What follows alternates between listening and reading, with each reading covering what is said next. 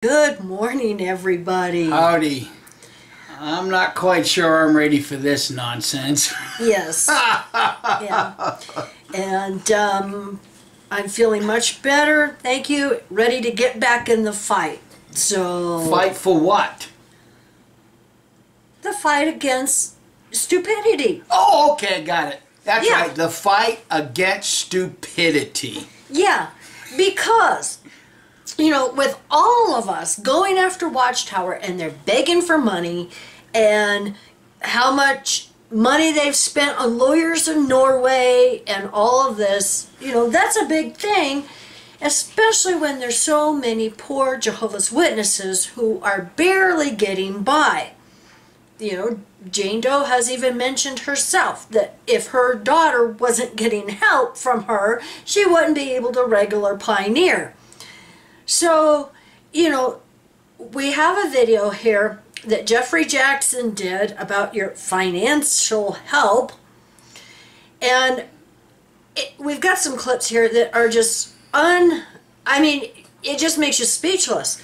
Because they're actually using the Bible precedents of how they can beg for money, because they're only following the Bible's precedents from the 1st century. No, they're not. No? No, they are not. Play the clip and I'll show where they are not following the Bible principle in begging for money. Okay. Let's start by asking a question. Should the governing body and the brothers who are taking the lead in our organization just mainly focus on spiritual matters and not be concerned about financial matters? Well, some may answer, yes, that's what they should be doing, and perhaps these ones may even feel a little embarrassed if money matters are mentioned at meetings or in JW broadcasting. Perhaps they may feel that there's a precedent back in Acts chapter 6, where it speaks about the days after Pentecost, where the daily food distribution was taking place. We remember there the apostles decided that they would delegate that work, the work of giving food at the tables, to a group of men. And remember, they said they would focus then on the spiritual aspects, prayer and so on. So is this the basis then for us to say that we should just focus on spiritual matters? And notice Paul says, and this I have also earnestly endeavored to do. So obviously, this relief ministry involving financial matters was something of concern to Paul, of interest to him. So when we think about that, we see how the Apostle Paul did apply this admonition in his ministry. His third missionary tour, which took place between the years of 52 to 56 CE, were involved with collecting contributions and donations from the brothers to take back for the poor brothers in Judea who had a very hard time at that particular period of time. So did you catch it? To take the collection to help the poor brothers. Watchtower takes your money to help themselves. They don't help poor Jehovah's Witnesses. In fact, correct me if I'm wrong, but did they not do some scene a little while back of this poor Japanese family and all they had to eat was rice? Where did you see those elders distributing Watchtower's funds so that that poor Japanese family can now have filet mignon? They didn't. See, they're liars and they're scam artists, and they're using what the Apostle Paul did to gaslight everybody into thinking that they're taking up this collection to give back to the poor Jehovah's Witnesses. Far from it. Well, there's just so much in this little clip. It's like, where do you begin? It's just unbelievable. But the biggest thing I noticed is they're making this the focus of Paul's ministry. Yeah. To gather all of these gifts and contributions so that he can take them back to Jerusalem for the poor brothers. And like Mike mentioned, Watchtower, how many people do they actually help? The only reason they were distributing the food boxes a couple of years ago was because the government gave it to them for free, and we did a couple of videos on it. According to the documents we had, the government was paying them to distribute this. They didn't do it out of the goodness of their heart or collecting things to try to follow like what was done in the first century. No, they did it because they were getting paid to do it. Religion is a snare and a racket. We have another clip. I see you have it in the queue, so I guess let's hear it. Let's look at an example of what Paul said in 1 Corinthians chapter 16. 1 Corinthians chapter 16 and verses 1 through 4. Here he's speaking to the Corinthians, says, "Now concerning the collection for the holy ones, you may follow the directions I gave to the congregations of Galatia. On the first day of every week, each of you should set something aside according to his own means, so the collections will not take place when I arrive. But when I get there, I will send the men you approve of in your letters to take your kind gift to Jerusalem." So Paul, in the midst of his third missionary tour, which of course had a great spiritual theme, helping people, preaching the good news, he was still interested in the collection of funds that would help the brothers back in Jerusalem. And notice there in verse 4, he even raises the possibility of stopping his missionary work and actually traveling back to Jerusalem. Well, that's exactly what happened. If you turn across to Romans chapter 15, we'll see what eventuated. Did it seem advisable for him to go back? Well, in Romans 15, 25 and 26, we're told, "But now I'm about to travel to Jerusalem to minister to the holy ones." Now, publications have made the points that this return to Jerusalem, the main purpose was to take this money back to the brothers there in Judea. And then he goes on to say, "For those in Macedonia and Achaia have been pleased to share their things by a contribution to the poor among the holy ones in Jerusalem." So was the financial aspect, the taking of contributions and donations, important to Paul? Yes, he viewed it important enough to actually put on hold his missionary work and make that journey back. So what I caught in this clip was that Paul thought that the contributions and gifts to go back to Jerusalem were so important, more important than his ministry, that he dropped his ministry and took all of the donations to Jerusalem. But look at the different qualifier. The poor holy ones. So Jehovah's Witnesses, keep giving your money to the poor governing idiots. They're playing on your stupidity, and they're playing on your lack of education when it comes to this Bible. And I'm going to show you something here in just a little bit, because I see you've got another clip you need me to watch. Yeah. Yes. What's the principle here? The principle is that even though these contributions were being given to poor brothers and sisters, everyone had to do something. It wasn't just a charity where you gave money to the poor, but rather there was an expectation that each person, whether they were poor or they had more, would do something towards the situation. And that's exactly the view the governing body takes today. Yes, Bibles and Bible literature are provided free of charge, without cost, to our brothers in all parts of the earth. And the brothers then donate according to their means. Kingdom halls are being built in many countries that can't afford to build kingdom halls. And yet again, the governing body allows the opportunity for the brothers in those countries to also donate toward the construction of kingdom halls. Why? Christendom would probably say, well, these are poor people, let's just make it a charity. But you see, Jesus didn't stop the widow from putting the 2 coins in, did he? He didn't say, look, hold on, You need that. You're poor. Let the rich people put money in. No, Jesus allowed her to make that donation. Why? Because that was her gift to Jehovah, and Jehovah would bless her for doing that. Did you catch what he said? Of everybody needs to contribute and do something for Jehovah, even if you're dirt poor. And then he has the nerve to mention Jesus didn't stop the widow from putting in her last few pennies. There is something seriously wrong, with this picture. And as you could see the picture, it showed an elderly woman opening up her refrigerator, and she only has one little tiny dish. Everything else, the shelves are empty.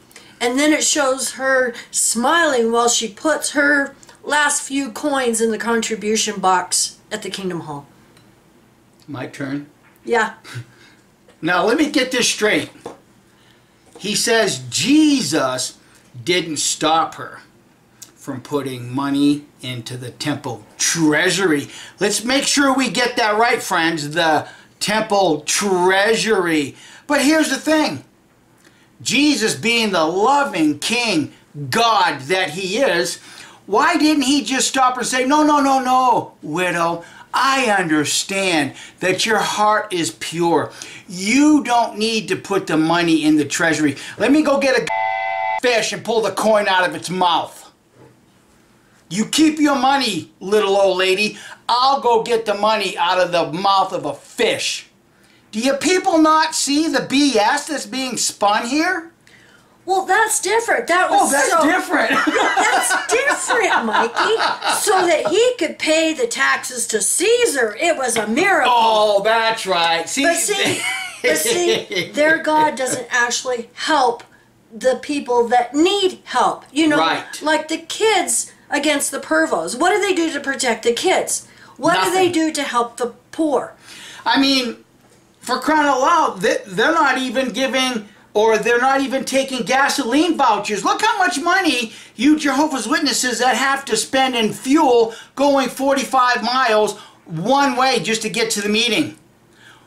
Turn in your vouchers, because he's using the Bible showing that the money they're collecting is to help the poor. But they're not helping you Jehovah's Witnesses, not one iota. And in fact, I'm going to take his invitation, because I take it as an invitation. Thank goodness, Kim, thank goodness we have a library behind us of Watchtower literature. Thank goodness for that, because I'm going to pull right off of the library, our library, Jehovah's Witnesses, the Proclaimer's book, because I'm going to shove these words right back down this man's throat. Well, I think the Proclaimer's book is going to become obsolete, because there's a lot of things in there that hurt Watchtower, including this. The fact that the generation of 1914 is dead and gone makes everything obsolete. But it's still an exercise in glory to cram this stuff back down their throats, especially when they're still begging for money. So let me remind you Jehovah's Witnesses what one of your founding fathers, I'm not speaking about Jesus or Jehovah, said regarding this money issue. Chapter 21, how it is all financed. This comes from Pastor Russell. Seats free, no collections. And this is page 340. As early as the second issue of the Watchtower in August 1879, Brother Russell stated, Zion's Watchtower has, we believe, Jehovah for its backer. And while this is the case, it will never beg or petition men for support. But this is what this idiot's doing. They're begging for support. Well, what this is saying is they either don't believe this anymore, or they're admitting that Jehovah is not backing them. Right. Because they have been asking for money. Because see, look at what they quote. They go and quote the Bible once again. He will never petition men for support when he he is capitalized, who is, which means it's Jehovah, all the gold and silver in the mountains of mine, fails to provide necessary funds, his son Jesus will go pull it out of a fish's mouth. Oh, wait a minute. I'm sorry. That's not what it says. It says we will understand it to be time to suspend the publication. But you did suspend the publication. You need to suspend organizational activity because your organization was built upon Zion's Watchtower and the golden age back then. You've suspended the publications pretty much, but yet you will not shut the religion and the organization down. Why? Because you know you can still fleece the members for every last dime that you can get. How do we know? Because you just saw it, friends. The little old lady looking in her cupboard for the coins. We've already exposed the cartoons. They even want little children's ice cream money. Come on, Watchtower, you are done. So in the next paragraph, this I thought was interesting. Yeah, real righteous, ain't it? What is true of their literature is also true of their meetings. Now I want to mention that when you get little tracts nowadays, because I've had JWs, leave them all over the place. They'll even leave them in the ladies' bathroom in like the grocery store or Walmart or something. But on those little tracts, right, it says, for donations, go to jw.org. So how is that not asking for money? First page on their website, down in the corner, donate. Okay, going on. There are no emotional appeals for funds in their congregations or at the conventions. Well, isn't this exactly what we're showing? Right here. There's videos showing where your donations go. They're used for disaster relief. How is that not an emotional appeal? I remember what it was like sitting in a convention and then them start giving experiences of some horrible disaster or some country where Jehovah's Witnesses were under fire. And they would tell you in the memo, don't put to a certain relief, fund, just put to the worldwide work of Jehovah's Witnesses so that we can use it where it is needed. Well, you know what that reminds me? Do you trust the faithful slave? Jesus does. Yeah, right. Yeah. Going on in the Proclaimer's book, no envelopes in which to put money are distributed. No letters of solicitation are sent to the congregation members. No, they're not sent to congregation members. They're sent to the elders, right, giving them direction how to squeeze some more money out of them. Just like back in 2014 when loans were forgiven at the Kingdom Hall. Everybody, the letter read to the congregation, oh, your loan is forgiven. Yay. Jehovah's blessed you, this is a blessing from Jehovah. But yet, in the private 3-page elder's letter to the elders, they were told to still give what they were already giving if they could to give more.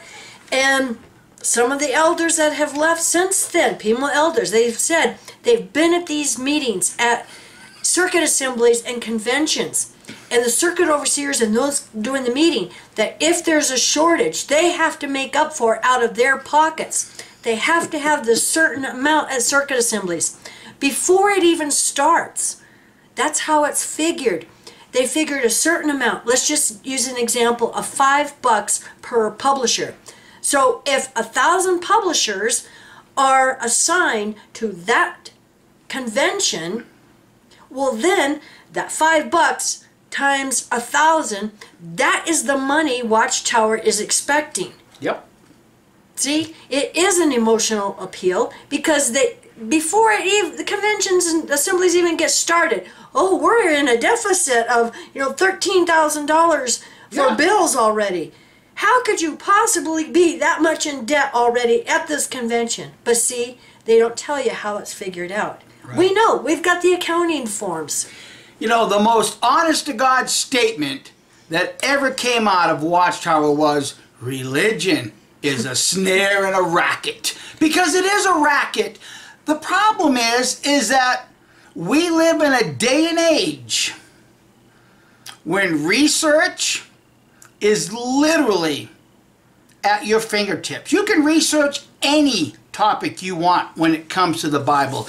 Even the word Rephaim, which I'm going to do a video on, helping Jane Doe a little bit. Not that she needs it, but I'm going to show something.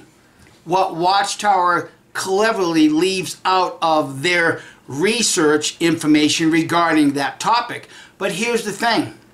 I've said it once, and I'll probably say it again. Ignorance, this day and age, is an absolute choice.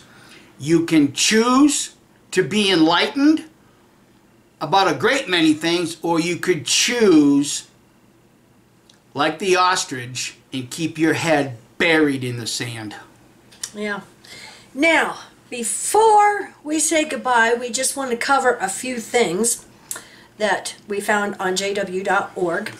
There is a new governing body update, and Splain is basically saying, well, even though we no longer count time, we still want to be zealous in the ministry, if not more. And they have this video. The sister is happier to go out in service and has more joy because she doesn't have to count time.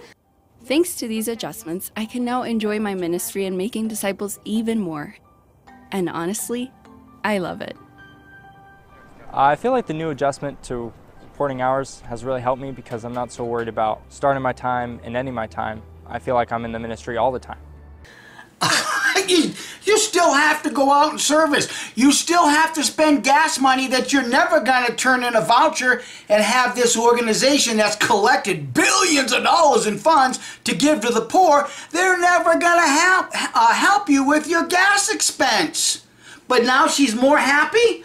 Unfriggin' believable how these Jehovah's Witnesses allow themselves to be gaslit.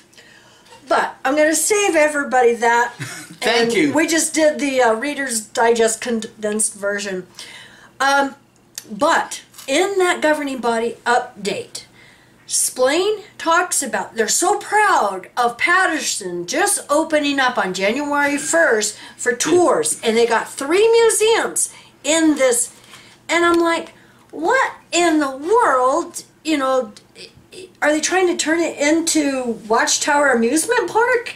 I mean, next they're going to have rides, right? Is this? Oh, of course. But is this the one where you had the clips you showed me previously about that, and there was a neatly groomed, JW with a goatee? I want to thank you very much because you know what that made me do? Look in the mirror and say, God, I need to trim up my beard today. Yeah. Well, in fact, I'll show the picture right here of the man, the brother, the Bethelite, greeting those coming in for the tour. He's got a beard. And then, when you go to the desk, there in the lobby, the brother behind the desk, look at that nice goatee. Isn't that nice to see? I'm so glad to see this. I really am. So thank you, Watchtower, for shaming me to go to the bathroom and trim up my beard because I want to look just like you. Yeah. Now, something else I wanted to cover, and oh yeah, you showed me this the other day. Holy crap! It can't get any worse. And guess what? You can't make this crap up. Yeah. So I want to thank the Falling Tower for putting this on Twitter, and I went to jw.org and I actually got the screenshot, and they make a good point. Great idea, Watchtower. Draw attention to the fact that this person born after 1914 spent most of their life thinking she'd see the end. You have to wonder if people like her laid on their bed agonizing over wasting their life and wondered, am I another in a long line of delusional people? And on jw.org, they had an announcement on January 23rd, 2024, United States. Last surviving graduate of the first class of Gilead dies at 103. And they have a picture from that first Gilead class, her picture, and her diploma that she got. And she went to Gilead in 1943. So this isn't even close to 1914. Yeah. So she was 103. And she was born after 1914. Do you think that she spent all this time at Gilead and doing all this service thinking that she was going to see the end? Of course she did. You know what they call this in the real world? The Streisand effect. Why would you draw attention, Watchtower, to something that now can be exploited and everybody in the world can see how ludicrous you are? Before the last member of the generation in 1914 passes off, the Great Tribulation will have started. You should have changed that. Before the last member of the first graduating class dies or passes off, the Great Tribulation will start. You lost on both occasions, Watchtower, but yet you buffoons keep drawing attention to where you lose your arguments. This is like the true definition of insanity. Repeating the same words over and over and over again, thinking that you're going to come up with a different result. But no, you keep flapping your jaws because you think Jesus is giving you the words to flap your jaw. Oh, excuse me, I stand corrected. The Apostle Paul, and you think you have newfound mechanisms. I mean, it's unfreaking mind-blowing what these guys are doing. But this is exactly what the Streisand effect is. Well, that's just like some of what the Bible bullies have been doing lately. Yeah. Just keep drawing attention to something that's absolutely falling off the table. So you done with your rant? Mm-hmm. Okay. Thank you for letting me rant. Yeah. I want to thank everybody for the get well wishes, and some of my friends, you know, kept checking on me, so I appreciate it. I love you guys. And my goodness, 3.5 weeks. 3.5 weeks. So this flu bug is really going around. Be careful, take care of yourself. And I want to thank Atlantis for the care package. Yeah. Thank the you. Oreos and M&Ms were great. I mean, those, we needed those, but your little care package for these little babies, let me tell you, these guys are amazing. They help get my voice back. So thank you very much. Oh man, are they strong. But it did the trick. I got my voice back, and I am almost 100%, still a little bit tired, but doing very well. And like I said, I want to thank everybody for your get well wishes. Very much appreciated, and ready to get back in the fight now. And actually back into the circus ring. Well, that's what it's more like. Of a circus ring, because this is Clownology 101. We will never beg for money. When we have to, we'll take it a sign from the Jehovah's no longer backing us. No, Jehovah's not backing you. It's heir apparent. It's the Apostle Paul now. Yeah. And it's like a normal thinking person would hear this, and it's like, what? That doesn't even make sense that the Apostle Paul is like giving up his missionary tour to take all of his goodies back to Judea. Well, here again, it's real simple if you have the eyes to see it. The Apostle Paul started his own Jesus religion. Because remember, not only is he begging money, pretending to go and give it to the poor ones in Jerusalem, he's also the same guy that says, if somebody brings a Jesus other than what we brought you, reject him. Do you trust the faithful slave? Paul does. It's the same words, it's just 2,000 years pulled apart from what the Apostle Paul wrote. It's all right in front of everybody to see. We forgot something. We're not done yet. Uh-oh. What did we forget? When we were talking about the governing body update. Yeah. we kind of got distracted. I have a clip to show you from that governing body update. Please, no. Our feature museum is a first-century Bible village.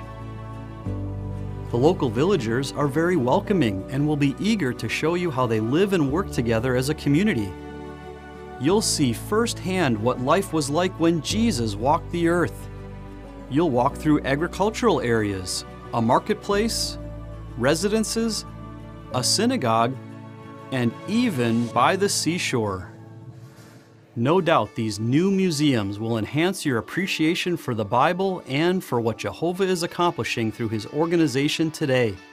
I'm glad I seen that in here and remembered we needed to do this because there was so much in that little clip. So apparently inside Patterson, one of their museums of the first century village, it is now interactive, and they have Bethelites dressed in clothing, costumes from the first century, showing those taking the tour of all this stuff. Like I said before, Watchtower amusement park. I mean, this is just... Well, okay. You know what I see? I recall that moron Morris saying, do you take your family to Disneyland instead of Bethel? Well, now you got a reason to take them to Bethel. Because now you have live interaction of the Bible. It's not good enough that you can read it and play this out in your mind. Now they're going to give you a live, interactive place to go. So guess what? When you Jehovah's Witnesses are planning your vacation, please remember, go to Bethel. And please remember to donate the rest of your money to them. Joanne Brooks, my mother, I told you years ago that they are going to become an online religion just like the 700 Club. You know, I'm not a prophet, but you can watch business opportunities coming to fruition right here with the Watchtower and Babel Crap Society. Because here it is. And in this video, they're showing that those taking the tour, you know, the JWs, they can all interact and talk to these Bible characters that are here in this first century village. And I'm wondering, you know, they're sending all these Bethelites home. Yeah. So it's like, are they volunteering to do this? Or they get paid. Are they paying them to do this? Can you imagine doing this all day long? Well, there was a Pioneer Village interactive, you know, kind of like living history museum. Living history is what this is. This is exactly what it is. They had one in Arizona, and they've got them, you know, back east too. This is nothing but a living history museum, except Watchtower has twisted it to, you know, their view of history. Not what the scholars say, it's what their view of history is. You just can't make this crap up anymore, guys, because it's right here. It's right here. This is no different than the 700 Club or any other religion changing their business model, because all of it has failed in this day and age, because we're in the new age of Aquarius. Truth and enlightenment and understanding will abound. And this is where we're at right now. Well, now that we remembered that, now we are done. Now we are done. Thank you. So, I mean, this was really, Kim, for me, the icing on the cake, because I got to cram it right down, back down my mother's throat. I told her what Watchtower was going to do, and here it is. Yeah. Yeah. And even in Splain's governing body update, when he's talking about the ministry, he even says that, you know, yeah, you go out in service for a couple of hours, but then you can go grocery shopping and, you know, take the opportunity to talk to everybody and hand them a contact card. Well, for those of you that don't know, they have business cards now that say go to jw.org. And you can tell them here, you know, hand them a contact card and tell them, you know, to go to jw.org and see all the articles and stuff like this. Well, it's a business. Well, the prediction is, for the future, sometime, when you're flipping through your upper bands of the TV channel, you're eventually going to come across jw.org. They will do the exact same thing that every other religion is doing, because they're not going to miss out on the opportunity to continue to fleece ignorant people. Yeah, exactly. So thank you for watching, everybody, and we hope you have a wonderful weekend. Thank you for joining us. Bye. Bye.